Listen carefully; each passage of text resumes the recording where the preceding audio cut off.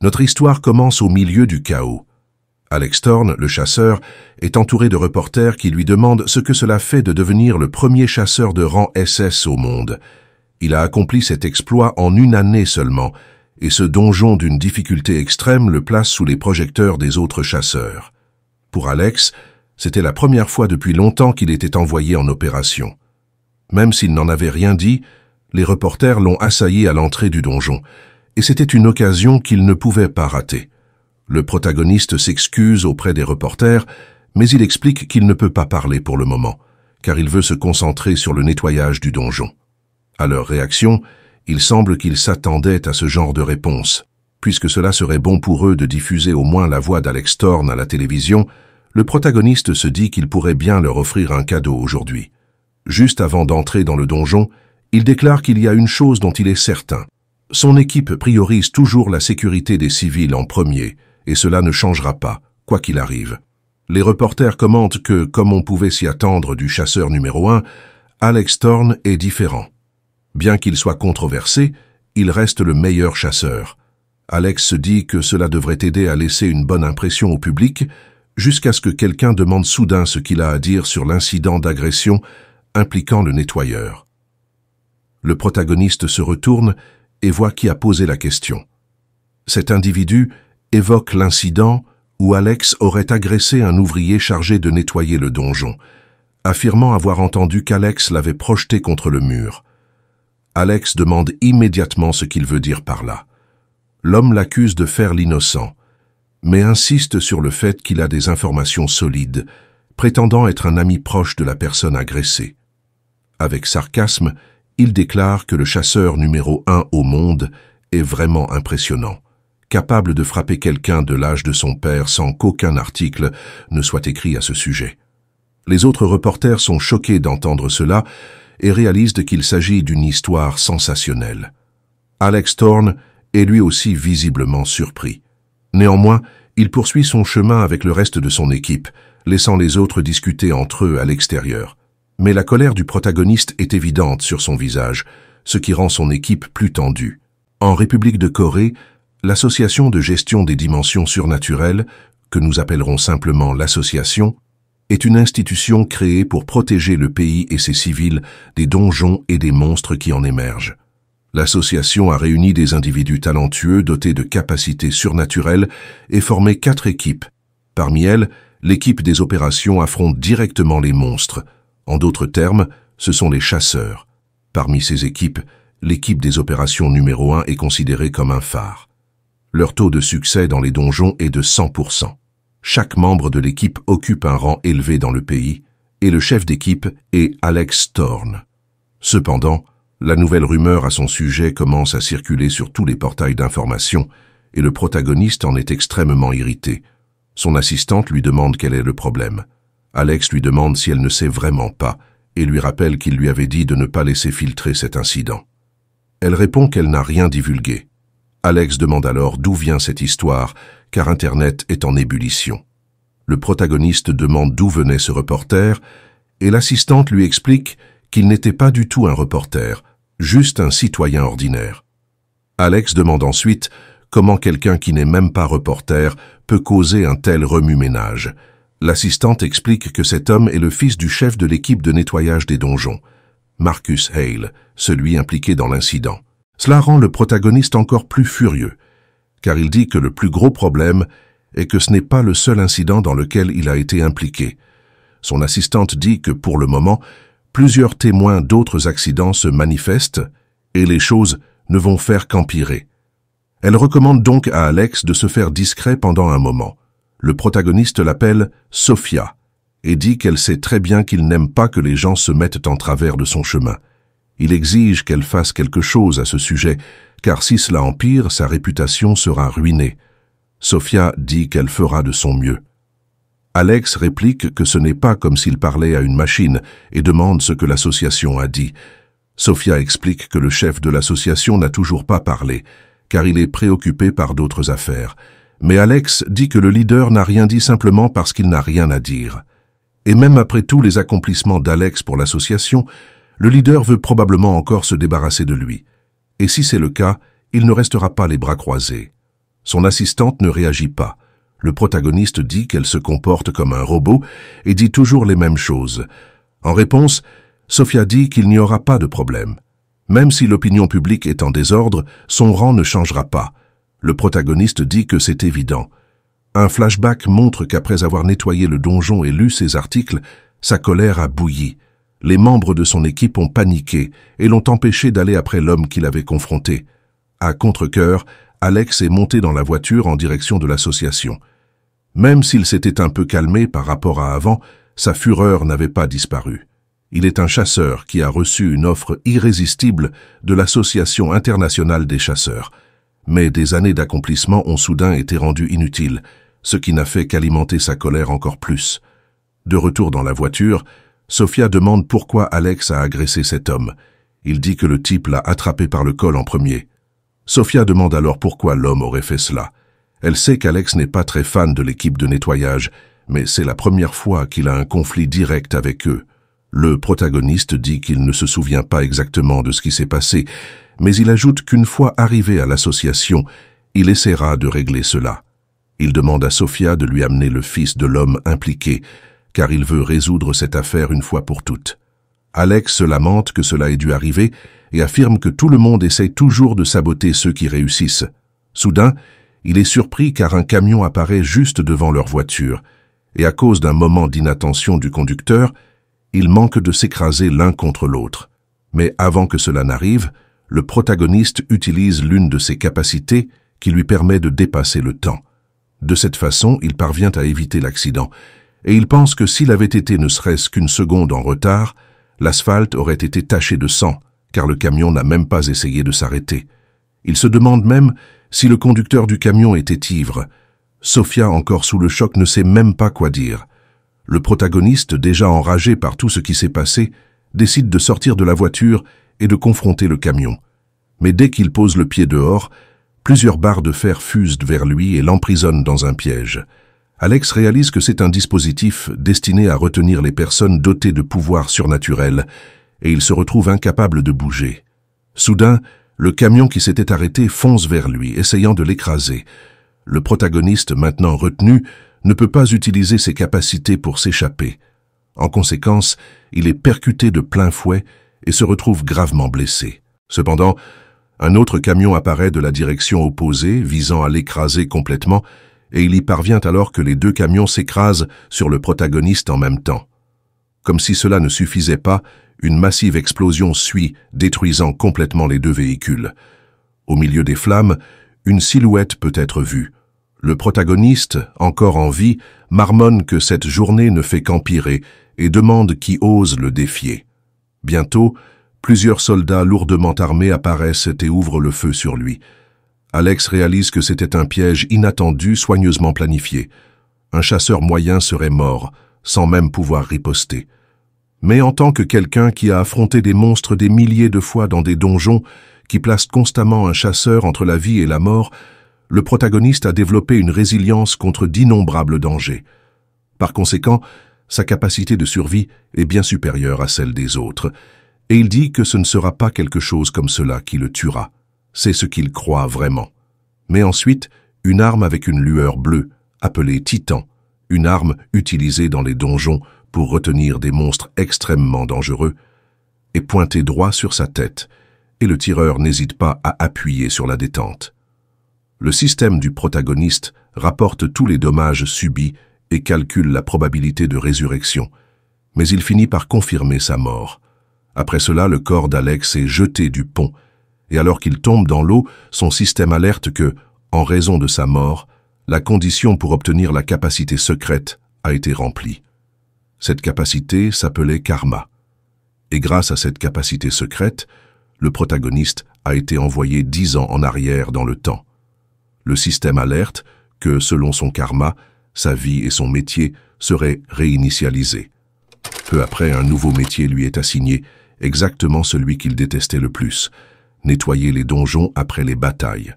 D'être le chasseur numéro 1, Alex Thorne est réduit à un simple nettoyeur de donjons. Et maintenant qu'il l'expérimente de première main, il réalise à quel point c'est épuisant de travailler dans l'équipe de nettoyage. Tout ce qui s'est passé sur le pont était complètement inattendu pour Alex, car avoir une arme pointée sur sa tête comme cela n'est pas quelque chose à quoi il est habitué, jusqu'à ce qu'il se réveille soudain en panique et dise que c'était un sacré rêve étrange. Alex se demande combien de temps il a dormi, car tout son corps est raide. Mais quand il regarde autour de lui, il se demande où il est. Il voit que cette pièce est un taudis de 26 mètres carrés, pire qu'une cellule, et réalise que ce n'est pas chez lui, car même sa salle de bain est plus grande que cet espace entier. Il se demande alors si cela pourrait être la maison de la directrice Sophia, mais il juge cela improbable, car elle ne le laisserait pas entrer chez elle, même si le monde s'effondrait. Alex se demande à nouveau où il est. C'est alors qu'il vérifie son système et voit que sa mort a été confirmée et qu'il a obtenu la capacité appelée karma. Cela le laisse encore plus confus. Ensuite, Alex se regarde dans le miroir et réalise qu'il est 10 ans plus jeune et que c'est son visage à 28 ans. Il ouvre à nouveau son système et voit qu'il a vraiment remonté le temps. Avec l'explication du système, le protagoniste réalise que ce n'était pas un rêve. Il est vraiment mort et a fini par remonter 10 ans dans le passé. Il voit aussi qu'un nouveau métier lui a été assigné, ce qu'il n'aime pas, car après être devenu chasseur à 18 ans, il a été promu à un rang à 28 ans et était alors classé 22e en Corée. Si ce n'était qu'une régression temporelle, il serait sûrement encore un chasseur visant à grimper au sommet sous les feux des projecteurs. Cependant, il est stupéfait par sa nouvelle assignation, car il découvre qu'il devra travailler comme nettoyeur de donjons, et la condition pour annuler cela est de devenir secrétaire général. S'il réussit à l'annuler, il reviendra à la vie qu'il avait avant de mourir. Mais s'il échoue, il restera un nettoyeur pour toujours et pourrira dans cette nouvelle vie. Alex pense à l'Association surnaturelle internationale, une organisation qui supervise et gère toutes les associations autour du monde. Le secrétaire général détient bien plus de pouvoir que même le président des États-Unis. Même lui, qui était le premier SSS au monde, n'a jamais été nommé à un tel poste. Mais maintenant, son système veut qu'il l'atteigne en 5 ans. Alex pense que c'est impossible à accomplir et envisage simplement d'ignorer tout cela car il se fiche de cette affaire de karma. Mais ensuite, il réalise que c'est le seul moyen de revenir à sa vie antérieure. Il serait donc dans son intérêt de revivre en tant que chasseur comme avant. S'il avait ces capacités, il ne transpirerait même pas pour y retourner. Mais quand il vérifie son système, il voit que toutes ses compétences précédentes ne sont plus disponibles. Avec cela, Alex réalise que la situation est plus sérieuse qu'il ne le pensait. Puis son système le notifie qu'il a obtenu une nouvelle capacité, ce qui excite un peu le protagoniste. Mais le système avertit que la capacité est une compétence d'apprentissage passive, qui donne à l'utilisateur une obsession pour la propreté. En lisant les détails de sa nouvelle situation, Alex Thorne devient furieux et se met à crier seul dans la maison. Après avoir réfléchi, il conclut qu'après sa mort, il s'est réveillé 10 ans en arrière, passant du statut de chasseur de rang SS à celui de simple nettoyeur de donjons en un instant. Pire encore, toutes ses capacités ont été bloquées et tous les accomplissements de sa vie précédente ont disparu. Alex se demande maintenant ce qu'il doit faire et s'il va réellement travailler dans le nettoyage. Cependant, il s'accroche à sa fierté et aux souvenirs de sa vie passée, car c'est tout ce qu'il lui reste. Plus important encore, il doit découvrir qui étaient les hommes qui l'ont tué, car il est convaincu que ce n'était pas une équipe ordinaire. Il se demande s'il s'agissait d'une guilde privée ou de quelqu'un de l'association. Si ce n'était ni l'un ni l'autre, il n'a aucune idée de qui cela pourrait être. Soudain, son téléphone sonne. Un numéro inconnu. Alex décide de répondre. À l'autre bout du fil, une voix se présente comme étant Marcus Hale, le chef d'équipe. Marcus demande si Alex est trop occupé pour venir travailler aujourd'hui. Le nom semble familier à Alex, mais il n'arrive pas à se souvenir pourquoi. Marcus continue, disant qu'1 heure s'est écoulée depuis le rapport et qu'Alex n'est toujours pas là, mais il suppose qu'il doit être malade ou quelque chose comme ça, vu que le dernier donjon était difficile. Alex comprend rapidement que Marcus parle du travail que le système lui a assigné. Marcus admet que le dernier donjon était compliqué, mais promet que celui-ci sera plus simple. Un membre de l'équipe, en arrière-plan, déclare que certaines personnes abandonnent toujours après le premier jour et pense que le chef ne devrait pas supplier quelqu'un comme Alex de revenir. Alex entend la conversation et se dit que, peu importe sa situation actuelle, Il ne laissera personne le mépriser, pas même de simples nettoyeurs de donjons. Marcus demande aux autres de ne pas mal parler d'Alex, car il pourrait y avoir une raison sérieuse à son absence. Puis il lui dit qu'il peut se reposer aujourd'hui, mais que s'il y a un imprévu la prochaine fois, il devrait prévenir à l'avance. Il lui demande également d'enregistrer son contact sous le nom de Marcus Hale. En entendant ce nom, Alex est sous le choc. Marcus ajoute que son nom est difficile à retenir de toute façon, mais Alex est abasourdi. Il travaille pour l'homme même qu'il a agressé dans sa vie passée. Malgré tout, Marcus lui dit de se reposer et qu'ils se verront la prochaine fois. Mais Alex répond qu'il se rend au travail immédiatement. Il est surpris de constater qu'il n'a pas de vêtements décents chez lui, et encore plus lorsqu'il sort et ne voit pas de voiture de luxe l'attendre. Il essaie d'appeler un taxi, mais sans argent, il doit prendre le bus, une expérience qu'il n'aurait jamais imaginée, ce qui attise encore plus sa colère. Alex réalise qu'il vit une vie totalement différente de celle d'avant, et cela signifie que ses relations avec le monde ont également changé. Il y a aussi le fait qu'il a été violent envers Marcus Hale dans sa vie passée, mais cela n'est pas encore arrivé dans cette vie. Alex n'a encore aucun lien avec lui. Cependant, si Marcus était celui qui l'a tué auparavant, cela change tout, car il y a définitivement quelque chose d'étrange dans tout cela. Quelqu'un a délibérément causé un accident pour attirer son attention. Le fait qu'ils aient eu un dispositif anti-surnaturel prêt à bloquer ses pouvoirs et qu'ils possédaient l'arme Titan est trop suspect. C'est une arme de haut niveau, avec une technologie coûteuse et complexe, pas quelque chose qu'un simple nettoyeur de donjons pourrait facilement se procurer. Mais peut-être Marcus a-t-il engagé un professionnel pour l'aider. Après tout, son fils Dylan semblait aussi lui en vouloir. Alex pense que ce qu'il a fait ne justifiait pas une telle revanche, et il blâme Marcus, estimant qu'il aurait dû s'écarter de son chemin tant qu'il était encore calme. Un flashback montre ce qui s'est passé ce jour-là. Marcus Hale s'était présenté comme le chef de l'équipe de nettoyage des donjons. Alex lui avait demandé ce qu'il voulait.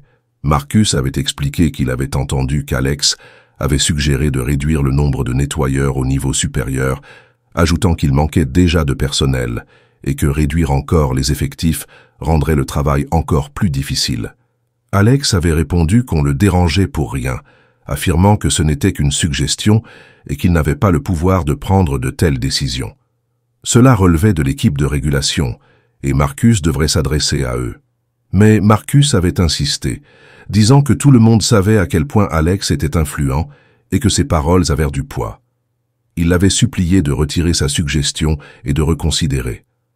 À l'époque, Alex avait supposé que sa suggestion atteindrait éventuellement les nettoyeurs, mais il ne s'attendait pas à ce qu'ils viennent se plaindre directement à lui. Surtout, en regardant Marcus dans les yeux, il était évident que continuer la conversation ne ferait qu'irriter les deux parties davantage. Alors, Alex avait comparé les nettoyeurs à des lézards qui coupent leur queue pour se défendre, expliquant que c'était une stratégie efficace pour survivre, même si c'était douloureux. Marcus avait tenté d'argumenter que les nettoyeurs n'étaient pas le problème, mais Alex avait répondu que chaque humain pense qu'il est indispensable, ce qui n'est pas vrai. Il avait ajouté que l'association faisait face à des problèmes financiers et qu'ils allaient ajuster les salaires des chasseurs d'élite. Marcus avait alors demandé si c'était pour cela que tout le monde voyait aussi son salaire réduit. Alex avait soutenu que la priorité de l'association était de protéger les citoyens contre les monstres, une tâche accomplie par les chasseurs. Si ces derniers n'étaient pas payés, personne ne ferait le travail, d'où ce dernier recours. Marcus avait qualifié cela d'absurde, disant qu'il y avait une limite à ce qu'Alex pouvait se permettre. Il avait aussi ajouté que les chasseurs ne faisaient pas tant que ça, et qu'ils ignoraient l'importance du travail des nettoyeurs. Alex avait alors demandé ce que faisaient les nettoyeurs à part nettoyer, ajoutant que ce n'était pas à lui de décider combien de personnes seraient licenciées. Il avait même dit qu'il aurait dû faire cette suggestion des années plus tôt, mais qu'il avait laissé tomber à cause d'un camarade, ce qui n'avait plus d'importance maintenant. Avant de partir, Marcus avait demandé si la priorité de l'association était vraiment de protéger les gens, soulignant que les nettoyeurs étaient aussi des citoyens méritant d'être aidés. Cela avait profondément irrité Alex. Il s'était retourné, disant qu'il pensait en avoir assez dit, mais que les nettoyeurs n'avaient visiblement pas compris. Il avait ajouté qu'ils devraient être reconnaissants de ne pas risquer leur vie à combattre, se contentant de nettoyer en sécurité depuis les coulisses. Grâce au travail des chasseurs, avait-il dit, d'autres pouvaient se remplir la panse tout en agissant comme des parasites de la société. Cette fois, c'est Marcus qui s'était mis en colère, saisissant Alex par le col. Mais d'une simple poussée, Alex l'avait repoussé, utilisant trop de force, ce qui avait fait heurter la tête de Marcus contre le mur. Alex avait alors appelé Sophia pour qu'elle gère l'incident et l'étouffe. De retour au présent, Alex arrive sur le lieu de travail et se rend compte qu'il se trouve devant un donjon de niveau jaune. Il sait que le boss de ce donjon est un centipède foxtrot, car il l'a combattu à l'âge de 28 ans. C'est une nouvelle confirmation qu'il a vraiment remonté le temps. Puis, il se retrouve face à face avec Marcus Hale. Alex le fixe d'un regard sombre, le blâmant pour tout ce qui s'est passé. Pendant ce temps, Marcus, le chef de l'équipe de nettoyage, n'a aucune idée de ce qui se passe, car pour lui c'est juste une journée de travail ordinaire. De son point de vue, il accueille simplement un nouvel employé. Mais pour Alex, il se tient devant l'homme responsable de sa régression, qu'il considère comme un ennemi. Il remarque que Marcus est un homme d'âge moyen typique, dans la cinquantaine, portant un uniforme bon marché, exactement comme dans ses souvenirs. Il observe rapidement que Marcus ne semble pas être le genre d'homme capable de tuer quelqu'un. Ensuite, Alex rencontre le reste de l'équipe. Un nettoyeur, Liam Chen, dit qu'Alex n'est revenu que parce qu'il s'est fait prendre en train d'essayer de sécher le travail. Un autre, Ethan Park, ajoute que la dernière fois, Alex avait dit qu'il ne pouvait rien faire et qu'il n'a vraiment rien fait. Une jeune femme, Clara Moon, déclare que 4 personnes suffisent et demande pourquoi le chef a insisté pour en ramener une autre. Marcus calme l'équipe et dit qu'ils ont un travail à faire, puis demande combien de temps il leur reste. Ethan répond qu'il ne leur reste que 45 minutes à cause du retard d'Alex. Marcus insiste pour qu'ils ne perdent plus de temps et entre pour finir avant d'être à nouveau critiqué. Il tend à Alex l'équipement qu'il est censé utiliser. Alex voit qu'en plus de la combinaison de protection, il y a un masque à gaz. Marcus demande s'il y a un problème. Alex répond que non, mais en réalité, il n'a aucune idée de ce que fait un nettoyeur de donjon. Loin de là, à l'Association de gestion des dimensions surnaturelles de la République de Corée, l'établissement est géré par 4 équipes principales. L'équipe de contrôle surveille l'état des donjons et collecte des informations. L'équipe de soutien des chasseurs produit et entretient les armes et les objets, tout en soutenant les opérations sur le terrain. Il y a aussi l'équipe des opérations, un groupe de chasseurs qui élimine les monstres dans les donjons. Enfin, l'équipe de nettoyage, dont la fonction était totalement inconnue d'Alex, et il doit apprendre le rôle de nettoyeur à la dure. En entrant, Marcus dit qu'ils doivent se rendre dans la salle du boss, mais quand il voit Alex partir seul, il lui dit que c'est dangereux. Alex rappelle que Marcus lui-même a dit de se diriger vers la salle du boss. Marcus confirme, mais précise qu'ils doivent y aller ensemble par l'autre côté. Cependant, Alex insiste sur le fait qu'ils prennent la mauvaise direction et indique la véritable porte de la salle du boss. Les autres ne comprennent pas vraiment ce qu'Alex raconte. Clara Moon dit que s'il ne veut pas continuer, il n'a qu'à le dire, car ils ne peuvent pas perdre plus de temps et n'ont pas besoin de quelqu'un qui les ralentit. Liam Chen leur dit d'ignorer Alex et de continuer. Avant de partir, il montre à Alex la carte fournie par l'équipe de contrôle et lui dit de voir la salle du boss de ses propres yeux. Alex sait qu'un donjon nettoyé est cartographié par les chasseurs assignés à l'opération et que cette carte est considérée comme fiable parmi eux. Malgré cela, il affirme que la carte est erronée et se dirige dans la bonne direction. Alex pense qu'il a à peine interagi avec l'équipe de contrôle auparavant et réalise maintenant qu'ils ne font pas correctement leur travail. Liam Chen s'irrite énormément contre Alex et Marcus demande comment Alex peut être si sûr de prendre la bonne direction. Alex répond que ce n'est pas une question de confiance. Il sait qui était responsable du nettoyage du donjon. Marcus ne comprend pas vraiment ce qu'il veut dire, mais pour Alex, cela n'a pas d'importance, car il sait que même s'il dit la vérité, il ne le croirait pas. Alors, il change de sujet et demande simplement au reste de l'équipe de continuer. Marcus est le seul à faire confiance à Alex, tandis que les autres restent constamment méfiants. En chemin, Alex demande pourquoi ils n'ont que 45 minutes. Marcus explique que c'est la limite de temps avant que le donjon ne se ferme. Alex n'avait jamais entendu parler de cela auparavant, car il savait seulement que tous les donjons disparaissent naturellement environ 2 heures après avoir été nettoyés. Les chasseurs s'en moquent généralement, car ils quittent le donjon juste après l'avoir terminé et l'équipe de nettoyage entre peu après. Alex demande alors si le nettoyage est vraiment nécessaire, si le donjon va disparaître de toute façon. Marcus répond qu'un donjon nettoyé ne disparaît pas, il devient simplement dormant, et des monstres finissent par réapparaître plus tard. Si le donjon rouvre avec des corps entassés, cela poserait un grave problème, car cela compliquerait la navigation des chasseurs. De plus, le gaz naturel libéré par la décomposition des monstres est extrêmement mortel pour les humains. Et si des corps sont éparpillés, cela restreint les actions des chasseurs, affectant directement l'achèvement du donjon. Marcus Hale explique que le rôle des nettoyeurs est d'aider les chasseurs à se concentrer sur l'élimination des monstres dans les donjons. Il est fier de son travail, car sans les nettoyeurs, il n'y aurait pas de chasseurs. Cependant, dans l'esprit d'Alex Thorne, cette idée est complètement absurde. Marcus ajoute qu'en plus du nettoyage, ils secourent parfois des chasseurs, car ils sont aussi responsables de ne laisser aucune information derrière eux.